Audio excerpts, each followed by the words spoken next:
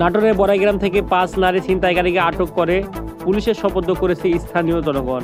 মঙ্গলবার 12 নভেম্বর সকাল 10 ঘটিকা উপজেলা বনপাড়া বাজারে এলাকা থেকে তাদের আটক করা হয়। স্থানীয়রা জানায়, বনপাড়া বাজার এলাকার মহিষভাঙ্গা সড়কে এক মহিলার গলা থেকে একটি সোনার হার ছিনিয়ে নিয়ে পালিয়ে যায় ছিনতাইকারী নারীরা।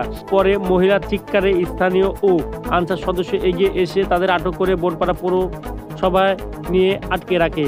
পরে পুলিশে খবর দেয়।